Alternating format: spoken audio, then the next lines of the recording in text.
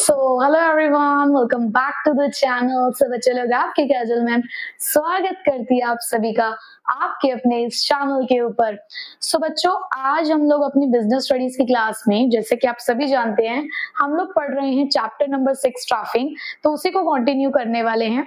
Last class में हमने aspect of staffing में से रिक्रूटमेंट का जो पार्ट था उसको कंप्लीट किया, जिसके अंदर हमने ये पढ़ा कि किस तरीके से किसी एक ऑर्गेनाइजेशन के अंदर हम लोग कैंडिडेट्स को इनवाइट करते हैं to apply for the jobs.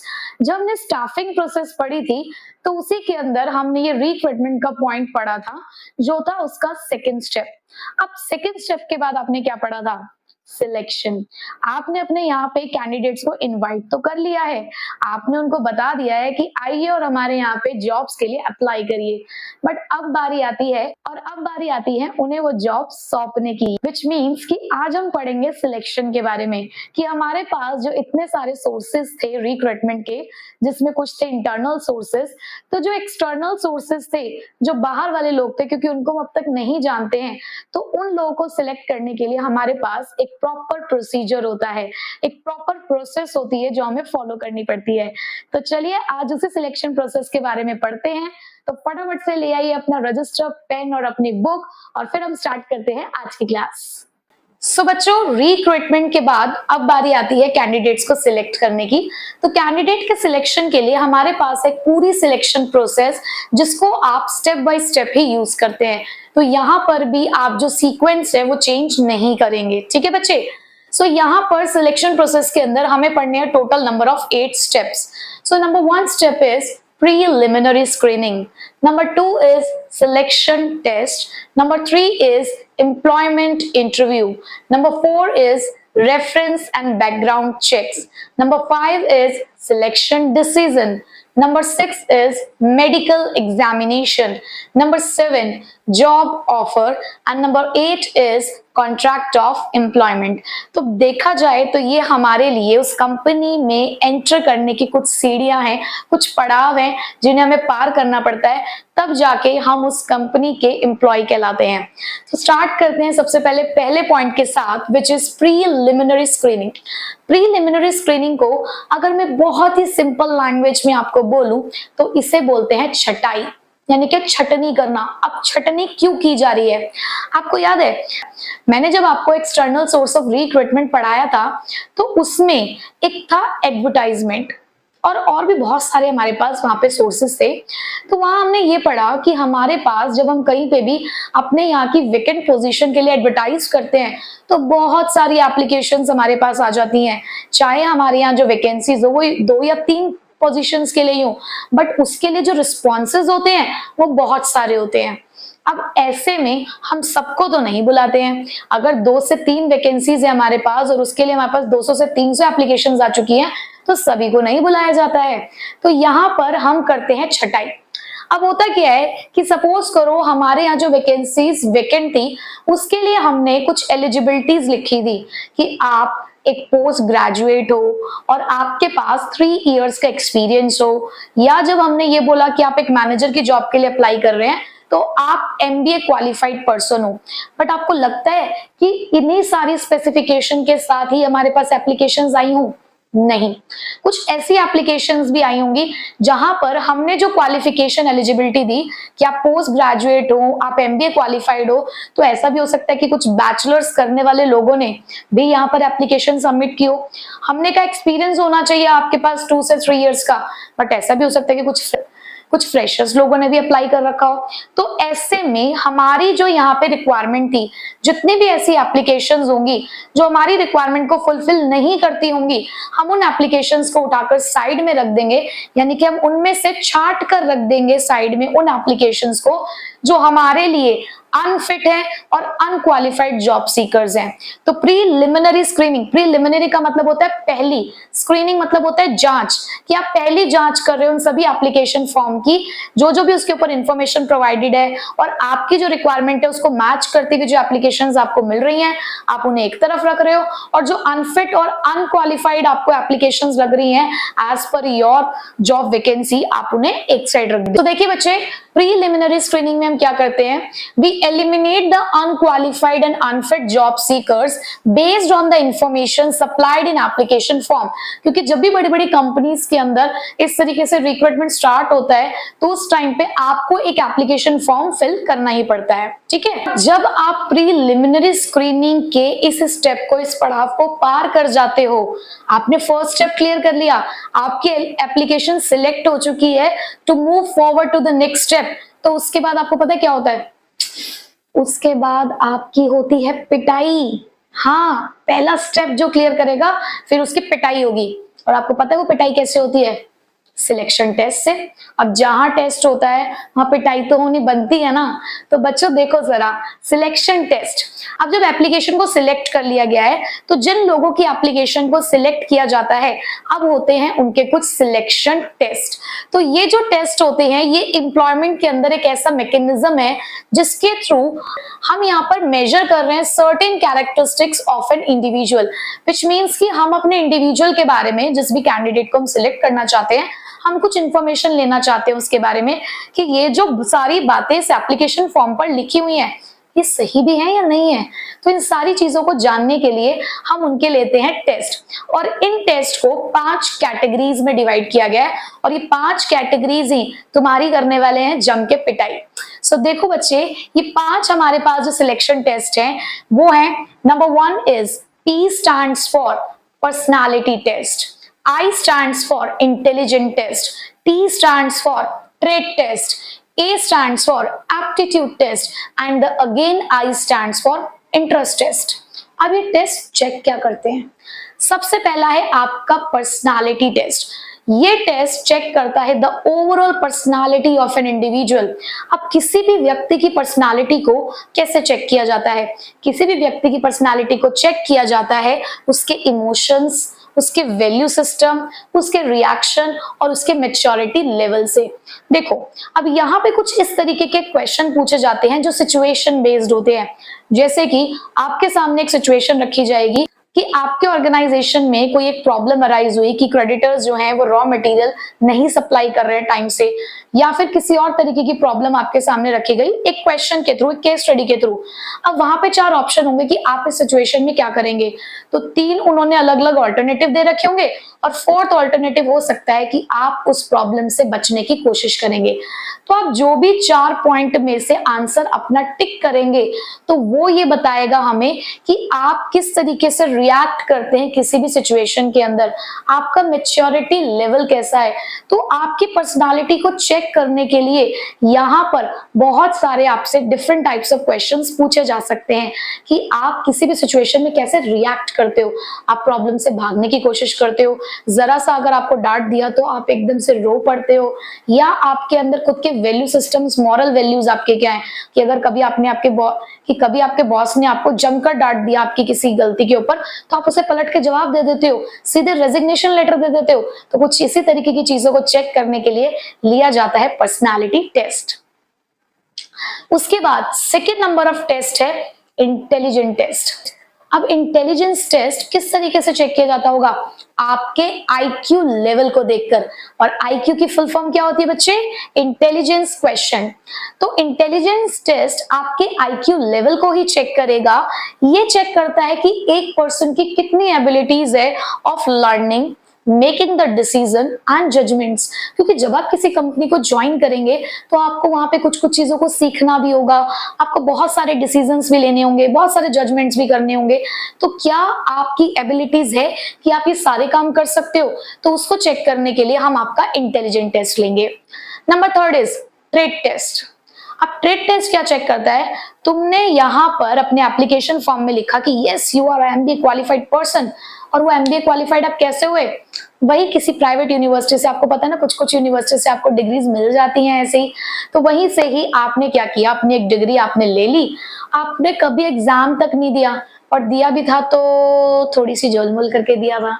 तो वहां पर वो आपसे आपके नॉलेज को चेक करेंगे, तो वहां वो चेक करेंगे योर एग्जिस्टिंग नॉलेज, आप कह रहे हो आप एमबीए क्वालिफाइड हो, तो हो सकता है आपके सब्जेक्ट रिलेटेड क्वेश्चन आपसे वहां पे पूछे जाएं कि आपने तो कह दिया कि आपने एमबीए किया है, आपने बीकॉम किया, आपने एमकॉम किया है, बट वहां पे वो आप ही के एरिया ऑफ प्रोफेशन से रिलेटेड कुछ क्वेश्चंस पूछेंगे, ये चेक करने के लिए कि आपको जिस फील्ड में आप अप्लाई करने जा रहे हो आपको उसकी नॉलेज भी है या नहीं है।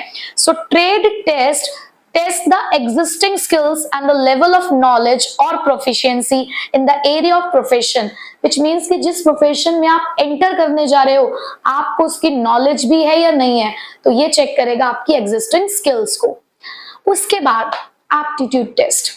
अब ऐसा थोड़ी होता है कि जितना तुम सीख कर आ चुके हो बस उतनी ही नॉलेज काफी होती है। जब आप एक ऑर्गेनाइजेशन में आते हैं तो आपको पता है कि हमारा बिजनेस एनवायरनमेंट कितना बदलता हुआ है ना, डायनामिक है, रोज नई टेक्नोलॉजी आती है। आप पुरानी टेक्नोलॉजी पे काम करना जानते हो, बट कल को जब हमारी टेक्नोलॉजी चेंज होगी तो आपको नई टेक्नोलॉजी को भी सीखना होगा। अब यहाँ पर एप्टीट्यूड टेस्ट इसी चीज को चेक करता है, the potential of an individual of learning new skills, कि आप कितनी जल्दी नई चीजों को सीख जाते हैं। यू कैन से कि आपकी कैचिंग पावर कैसी है, कि आपकी ऑब्जर्वेशन पावर कैसी है, आप चीजों को देखकर कितनी जल्दी उस चीज को समझ जाते हो। बेसिकली एप्टीट्यूड टेस्ट इसी चीज को चेक करता है। सो देखिए जरा, aptitude test checks the potential of learning new skills and it checks the person's ability to develop. अब ये थोड़ी है ना कि आप जहां हो वहीं पे आकर रह जाओगे, आपको अपने डेवलपमेंट भी तो करना है, and development is ongoing process, कभी खत्म नहीं होता हमारा डेवलपमेंट। तो कितनी जल्दी आप नई चीजों को सीख जाओगे, एप्टीट्यूड टेस्ट इसी चीज को चेक करता है। The last one is interest test. अब देखो, हर किसी के किसी भी ऑर्गेनाइजेशन में काम करने के पीछे अपना अपना मकसद होता है, अपना पर्पस होता है। कोई किसी ऑर्गेनाइजेशन को इसलिए ज्वाइन करना चाहता है क्योंकि उस ऑर्गेनाइजेशन का नाम बहुत है, तो वो अपनी प्रेस्टीज, अपने स्टेटस को मेंटेन करने के लिए कि किसी को भी अगर बताएंगे कि हम इस कंपनी में काम करते हैं तो उससे हमारी मार्केट रेपुटेशन अच्छी होगी। और कोई कोई इसी वजह से भी ऑर्गेनाइजेशन को ज्वाइन करता है कि उसे खूब सारा पैसा कमाना है। अब देखो, पैसा तो हम सभी के लिए एक मोटिव होता है, बट कोई ऑर्गेनाइजेशन को इसलिए ज्वाइन कर रहा है क्योंकि उसे वो काम करना पसंद है। भाई देखो, हम ऑर्गेनाइजेशन को ज्वाइन करेंगे तो पैसा तो कमाएंगे ही, बट एक इंटरेस्ट के साथ काम करना उस जॉब के अंदर चार चांद लगा देता है। अब जैसे कि मैं इस टीचिंग प्रोफेशन में हूं, तो मैं बिना मन से नहीं हूं इस टीचिंग प्रोफेशन में। कुछ लोग टीचिंग प्रोफेशन को इसलिए चूज करते हैं कि ठीक है सुबह से लेकर दोपहर तक की जॉब है, बट ये बताऊं, ये सबसे बड़ा झूठ है कि टीचिंग जॉब सिर्फ सुबह से लेकर दोपहर तक की होती है। हमारी जॉब स्कूल से आ जाने के बाद भी चलती रहती है। बहुत सारे ऐसे वर्क होते हैं जो हमें स्कूल से आने के बाद भी करने पड़ते हैं, जो कहीं काउंट नहीं होते। बट स्टिल कुछ लोग यही सोचते हैं कि जो फैमिलीज होती हैं वो ज्यादातर अपनी बेटियों को इसीलिए टीचिंग प्रोफेशन में डालते हैं कि सिर्फ फैमिली को मैनेज करना आसान हो जाता है। तो यहाँ पे पर्पस दूसरा हुआ, मान लीजिए उस टीचर का बच्चों को पढ़ाने में मन ना हो, बट वो जबरदस्ती, देखो जबरदस्ती वाला सीन भी हो जाता है कि कभी कभी किसी प्रोफेशन में हम जबरदस्ती आ जाते हैं। भाई हमें जो सोशल प्रेशर है उसकी वजह से भी आ जाते हैं, फैमिली प्रेशर की वजह से भी आ जाते हैं। ऐसे में जब हम जॉब को ज्वाइन करते हैं ना, तो हमने फुल पोटेंशियल के साथ काम नहीं करते, हम सिर्फ उतना ही काम करेंगे जितना हमको पैसा मिलेगा। लेकिन अगर आप अपनी जॉब में इंटरेस्ट से काम करेंगे तो आप बहुत अच्छी प्रोडक्टिविटी, बहुत अच्छी परफॉर्मेंस देंगे। अब जैसे कि मुझे टीचिंग प्रोफेशन से प्यार है, मुझे बहुत अच्छा लगता है बच्चों को पढ़ाना, तो ये चीज आप मेरी टीचिंग में फील भी करते होगे कि मैं दिल से पढ़ाती हूँ, मुझे बहुत अच्छा लगता है ये काम करना। तो यहाँ पे मैं अपने फुल पोटेंशियल के साथ काम करती हूँ, वरना कभी कभी जब तबीयत ठीक नहीं भी होती तब भी मैं आपको पढ़ा रही होती हूँ। क्यों? क्योंकि दिल से अच्छा लगता है ये करना। तो यहाँ पर जो इंटरेस्ट टेस्ट है वो यही चेक करता है, it is used to know the pattern of interest and the involvement और the fascination for the job, कि आप कितने इन्वॉल्व हो अपने प्रोफेशन को लेकर, आप कितने इन्वॉल्व हो उस जॉब के अंदर। क्योंकि आप दिल से अगर काम करोगे तो आप उस कंपनी की भलाई जरूर करोगे, क्योंकि आपकी प्रोडक्टिविटी और आपकी परफॉर्मेंस हाई लेवल पर होगी। सो बच्चे, ये 5 टेस्ट हैं जो आपको क्लियर करने पड़ते हैं under the selection test process. तो यहाँ पर ये 5 टेस्ट कौन कौन से थे? Personality test, intelligent test, trade test, aptitude test and interest test. Personality test क्या चेक करता है? The overall personality of an individual in terms of your emotions, reaction, maturity level and your value system. Then intelligent test क्या check करता है? Your IQ level, कि आपकी learning कैसी है, आप डिसीजन कैसे लेते हो, आपकी जजमेंट लेवल क्या है। ट्रेड टेस्ट चेक करेगा देन योर एग्जिस्टिंग नॉलेज, कि जिस एरिया में आप एंटर करने जा रहे हो आपको उस एरिया की नॉलेज भी है या नहीं। एप्टीट्यूड टेस्ट चेक करेगा your potential of learning new skills, कि कितनी जल्दी आप नई नई चीजों को सीख जाते हो और कितनी जल्दी आप अपने डेवलपमेंट के लिए काम करते हो। इंटरेस्ट टेस्ट चेक करेगा कि आप जिस जॉब के लिए अप्लाई कर रहे हो आपको उसके अंदर कितना इंटरेस्ट है, आप कितने इन्वॉल्व हो। तो ये 5 टेस्ट इस तरीके से तुम्हारी पिटाई करने वाले हैं, और अगर इनको क्लियर कर जाओगे तो बढ़ जाओगे अपने थर्ड स्टेप की तरफ। तो अभी तक हमने सिर्फ 2 ही स्टेप पढ़े।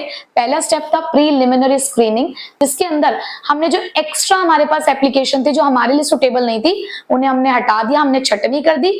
छटनी करने के बाद जो सही एप्लीकेशन थी उन सभी लोगों को हमने कॉल किया to take their selection test in the form of these 5 different categories of test. ठीक है बच्चे, सो अब बढ़ते हैं आगे के स्टेप्स की तरफ। सो बच्चों, अब जो कैंडिडेट सिलेक्शन टेस्ट को क्लियर कर जाएगा, यानी कि अपनी पिटाई करके आ जाएगा, अब उसे बढ़ना होगा थर्ड स्टेप की तरफ, विच इज एम्प्लॉयमेंट इंटरव्यू। सो ये एम्प्लॉयमेंट इंटरव्यू क्या होता है? यहाँ पर जो ऑर्गेनाइजेशन है वो अपने कुछ लोग बिठाकर रखते हैं जो यहाँ पर कोशिश करेंगे कि जो भी कैंडिडेट यहाँ पर सिलेक्ट होकर आया है वो उससे इंफॉर्मेशन निकलवा सके। तो ये एक बहुत ही फॉर्मल इन डेप्थ कॉन्वर्सेशन होता है बिटवीन द इंटरव्यूअर और इंटरव्यूई। तो अब यहाँ पर देखिए, the employment interview is the formal in depth conversation to evaluate the applicant suitability. तो यहाँ पे इस तरीके से क्वेश्चंस पूछे जाते हैं ताकि ऑर्गेनाइजेशन को ये पता चल सके, जो भी इंटरव्यू ले रहा है पर्सन उसे ये पता चल सके कि हम जिसको सिलेक्ट करना चाहते हैं क्या यही है वो। तो एक एप्लीकेंट की सुटेबिलिटी चेक की जाती है, जहां पर जो इंटरव्यू ले रहा है यानी कि जो हमारे इंटरव्यूअर है उसका रोल रहेगा टू सीक द इंफॉर्मेशन, कि वो ज्यादा से ज्यादा इंफॉर्मेशन उससे निकलवा सके। टेढ़े मेढ़े क्वेश्चन पूछते हैं वो ताकि कहीं ना कहीं वो कैंडिडेट फंस जाए। उसी तरीके से जो इंटरव्यू है यानी कि जो इंटरव्यू दे रहा है उसका रोल ये रहेगा कि जो भी उससे क्वेश्चंस पूछे जा रहे हैं वो उसका सही सही सच सच जवाब दे। ठीक है, सो एम्प्लॉयमेंट इंटरव्यू के अंदर क्या हो रहा है, बेसिकली कुछ एक बातचीत हो रही है जहां पर दोनों ही लोग, मैं ये कहूंगी दोनों ही लोग एक दूसरे की इंफॉर्मेशन निकालने की कोशिश कर रहे हैं, बिकॉज समटाइम्स जो पर्सन इंटरव्यू दे रहा होता है वो भी कुछ काउंटर क्वेश्चंस कर लेता है। ठीक है, सो ये आपका था थर्ड स्टेप। अब आप बढ़ेंगे फोर्थ स्टेप की तरफ। अगर आपने इंटरव्यू राउंड क्लियर कर दिया तो अब आपका चेक किया जाएगा रेफरेंस एंड बैकग्राउंड। आप अब 12th क्लास में हैं, इंग्लिश सभी के पास ही है, तो वहां आपने जॉब एप्लीकेशन सीखी होगी। अब जॉब एप्लीकेशन में आप बायोडाटा बनाना सीखते हैं। उस बायोडाटा के अंदर आप एक पॉइंट ऐड करते हैं रेफरेंस एंड बैकग्राउंड चेक, जहां पर हमें बताने होते हैं अपने पास से कुछ 2 नाम, जितने भी रेफरेंस और बैकग्राउंड चेक्स वो डिमांड करते हैं कि जो आपको पहले से ही जानते हो। तो यहाँ पर कंपनी आपसे डिमांड करेगी, यानी कि जो एम्प्लॉयर है वो आपसे रिक्वेस्ट करता है to provide the name, address and telephone numbers for the purpose of verifying the information. Because sometimes क्या है कि आपने लिख दिया कि आपको 2 years एक्सपीरियंस है किसी XYZ कंपनी के अंदर, तो वो आपसे नेम मांग सकते हैं कि उसी XYZ कंपनी के अंदर से आप हमें कुछ लोगों के नेम प्रोवाइड करो, ताकि वो ये चेक कर सके कि क्या आप सच में उस ऑर्गेनाइजेशन में काम करते भी थे या नहीं। ठीक है, तो इस तरीके से आपके फैमिली बैकग्राउंड को भी वो चेक करते हैं।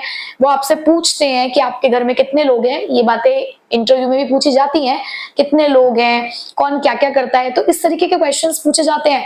जब इंट्रोड्यूस योरसेल्फ होता है तो वहां पे आपको ये सारी बातें बतानी होती हैं। सो previous employers, the known persons, the teachers and the university professors can act as a reference। तो इनमें से किसी भी लोगों का नाम आप एज अ रेफरेंस यूज कर सकते हैं।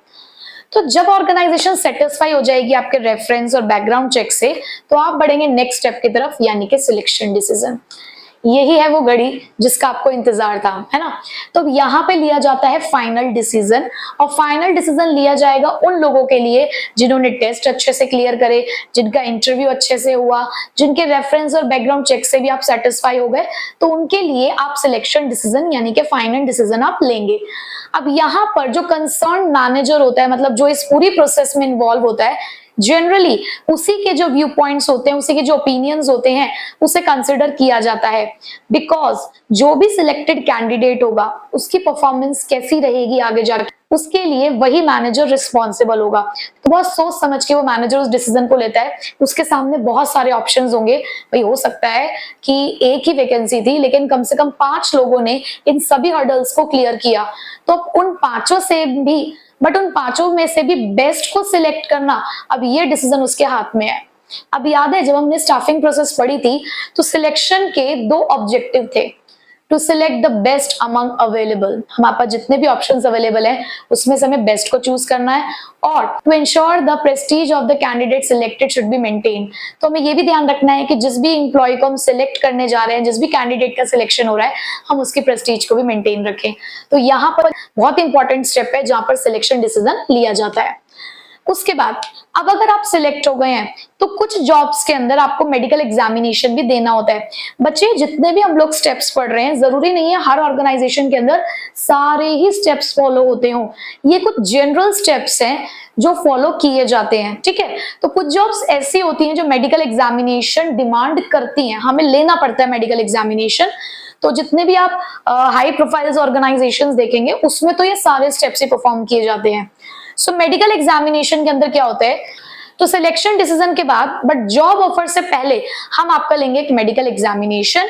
सो candidate is required to undergo a medical fitness test. तो आपका एक मेडिकल फिटनेस टेस्ट होगा ताकि हम ये जान सके कि आपको कोई इलनेस तो नहीं है, कोई ऐसी बीमारी तो नहीं है जो हो सकता है कि जो आपका वर्क प्रोफाइल है उसको अफेक्ट करे। तो ये बहुत सारी चीजें हैं जो हमारे लिए जाननी जरूरी है। कोई ऐसी बीमारी तो नहीं है जो भाई फैली जा सकती हो, तो ये सब चीजें हम लोगों को देखनी होती है। अब जैसे कोविड-19 हुआ था तो कहीं भी एंटर करने के लिए पहले टेस्ट कराना पड़ता था, तो इसी तरीके से कुछ मेडिकल एग्जामिनेशन होता है आपकी फिटनेस को चेक करने के लिए। सो जॉब ऑफर उसी कैंडिडेट का होगा जो डिक्लेयर हो जाएगा मेडिकली फिट। अब जैसे कि हमारे पास यहाँ 5 ऑप्शन थे, हमने 5 में से एक को सिलेक्ट कर लिया। हमने जब उसका मेडिकल एग्जामिनेशन किया तो वहां हमें उसकी कोई इलनेस मिली जो हमें नहीं चाहिए थी अपनी जॉब के अंदर, तो यहाँ पर क्या हुआ, उसका रिजेक्शन हो जाता है। फिर बाकी बचे हुए 4 में से हम दोबारा डिसीजन लेते हैं। तो मेडिकल एग्जामिनेशन के टाइम पर भी हो सकता है कि आपका रिजेक्शन हो जाए, तो यहाँ पर जॉब ऑफर उसी को होगा जो कैंडिडेट फिट डिक्लेयर हो जाएगा, ठीक है। तो जब आप डिक्लेयर हो गए फिट, अब हम आपको कर देंगे जॉब का ऑफर। अब जॉब ऑफर जो होगा वो उसी कैंडिडेट को किया जा रहा है जिसने सारे पड़ाव को पार कर दिया, सारे हर्डल्स को क्रॉस कर दिया, तो उसको हम लोग जॉब ऑफर करेंगे। जॉब ऑफर ऐसा होता है, हम बोलते हैं ना ऑफर लेटर, तो बस ये ऑफर लेटर होता है जहां पर ये बताएगा कि आपका अपॉइंटमेंट हो चुका है, तो ये एक लेटर ऑफ अपॉइंटमेंट है और आपके एक्सेप्टेंस को कंफर्म करता है कि yes you have selected for the job. अब इस लेटर के अंदर बेसिकली क्या लिखा होता है, आपकी ज्वाइनिंग डेट लिखी हो सकती है, आपका रिपोर्टिंग टाइम लिखा हो सकता है कि इस डेट पे इस टाइम पे आपको अपनी जॉब के लिए रिपोर्ट करना है, ठीक है। तो यहाँ पर आपके पास एक कंफर्मेशन आ जाता है that you have been selected, okay. And the last point is contract of employment. अब ये बहुत जरूरी होता है। ये है एक रिलेशनशिप, एक agreement between the employer and employ. हम आ गए हैं साथ आपके, बट साथ आने के लिए कुछ टर्म्स और कंडीशंस हमें माननी होंगी। तो यहाँ पर कॉन्ट्रैक्ट ऑफ एम्प्लॉयमेंट बनाया जाता है जिसमें कुछ डॉक्यूमेंट्स प्रिपेयर किए जाते हैं। एम्प्लॉयर्स की साइड से भी और एम्प्लॉय की साइड से भी कुछ डॉक्यूमेंट्स की जरूरत होती है। इस कॉन्ट्रैक्ट ऑफ एम्प्लॉयमेंट के अंदर क्या क्या लिखा हो सकता है, जॉब टाइटल, ड्यूटीज क्या है आपकी, रिस्पॉन्सिबिलिटीज क्या रहेंगी, आवर्स ऑफ वर्क क्या होंगे, यानी कि आपको कितने घंटे काम करना होगा, लीव रूल्स क्या हैं, सिकनेस क्या है, सिकनेस के टाइम पे क्या हो सकता है, मतलब आपको किस तरीके से छुट्टी मिल सकती है, आपको क्या प्रोसेस फॉलो करना पड़ता है उस टाइम पे। Termination of employment. अब टर्मिनेशन ऑफ एम्प्लॉयमेंट का मतलब है कि किन किन चीजों पे, किन किन ग्राउंड्स पे आपकी एम्प्लॉयमेंट को कैंसिल किया जा सकता है, या अगर आपको कॉन्ट्रैक्ट पे हायर किया, मतलब contract in the sense of कि हमने आपको 1 साल के लिए हायर किया या 2 साल के लिए हायर किया, तो वो आपका जो टाइम पीरियड है, जो टेन्योर है, वो यहाँ पे लिखा होता है, ठीक है। तो बेसिकली सारी टर्म्स और कंडीशंस स्पेसिफाई करता है कि आप इस जॉब के अंदर जब एंटर हो रहे हैं, इस ऑर्गेनाइजेशन को ज्वाइन कर रहे हैं, तो बेसिकली हमारी टर्म्स और कंडीशंस क्या रहती है। तो यहाँ पर दोनों की तरफ से ये एग्रीमेंट है जिसको एक कंपनी भी फॉलो करेगी और यहाँ पर जो हमारा एम्प्लॉय होगा वो भी फॉलो करेगा, ठीक है। तो बच्चे ये थी हमारी selection process, total number of 8 step. इसमें पहला था प्रीलिमिनरी स्क्रीनिंग, जहां पर हम लोग छटाई करते हैं, छटनी करते हैं कि जो भी हमारे लिए एप्लीकेशंस ऐसी हैं जो नहीं है सुटेबल, उसको हम हटा देते हैं। फिर जो एप्लीकेशन सिलेक्टेड होती है उनकी हम सिलेक्शन टेस्ट लेते हैं, 5 फॉर्म्स में, जो थी पर्सनालिटी टेस्ट जो आपकी ओवरऑल पर्सनालिटी को टेस्ट करता है, इंटेलिजेंट टेस्ट जो आपके आईक्यू लेवल को चेक करता है, ट्रेड टेस्ट जो आपकी एग्जिस्टिंग नॉलेज को चेक करता है, उसके बाद आपका एप्टीट्यूड टेस्ट जो आपके पोटेंशियल को चेक करता है कि आप कितनी जल्दी चीजों को सीख जाते हैं, और लास्ट में था इंटरेस्ट टेस्ट जो आपकी जॉब के लिए आपको कितना इंटरेस्ट है उस चीज को चेक करेगा। उसके बाद जब आप सिलेक्शन टेस्ट को क्लियर कर जाते हैं तो थर्ड आता है एम्प्लॉयमेंट इंटरव्यू, जहां पर बातचीत के जरिए हम आपसे इंफॉर्मेशन निकालने की कोशिश करेंगे। फिर उसके बाद चेक होगा आपका रेफरेंस और बैकग्राउंड, जहां पे आपसे आपके कहां से आप काम करके आए हो वहां के कुछ नेम मांगे जा सकते हैं, आपके टीचर्स और यूनिवर्सिटीज प्रोफेसर के नेम मांगे जा सकते हैं ताकि और आपके बारे में इंफॉर्मेशन निकाली जा सके। उसके बाद सिलेक्शन डिसीजन होता है। अगर आपने सारी चीजों को क्लियर कर लिया तो यहाँ पे मैनेजर डिसीजन लेगा कि किसको सिलेक्ट करना है। जिसको सिलेक्ट किया जाता है उसका मेडिकल एग्जामिनेशन लेते हैं। मेडिकल एग्जामिनेशन से ये टेस्ट किया जाता है कि आप मेडिकली फिट है या नहीं। अगर आप मेडिकली फिट डिक्लेयर हो जाते हैं तो हम आपको जॉब ऑफर कर देते हैं, आपको ऑफर लेटर दे देते हैं आपको एक्सेप्टेंस देने के लिए कि yes you have been selected for the job. फिर उसके बाद बनता है एम्प्लॉयर और एम्प्लॉय के बीच में कॉन्ट्रैक्ट ऑफ एम्प्लॉयमेंट, जो सारी टर्म्स और कंडीशंस स्पेसिफाई करता है उस जॉब से रिलेटेड। ठीक है, सो बच्चे ये थे हमारे टोटल नंबर ऑफ 8 स्टेप्स जो हमने सिलेक्शन प्रोसेस में पढ़े, एंड आई होप कि आपको बहुत अच्छे से समझ आ चुके होंगे। सो बच्चे इसके केस स्टडी के क्वेश्चंस करना मत भूलिएगा। ठीक है, सो मिलेंगे आपसे नेक्स्ट क्लास में इसके आगे के टॉपिक के साथ। Till then take care, bye bye.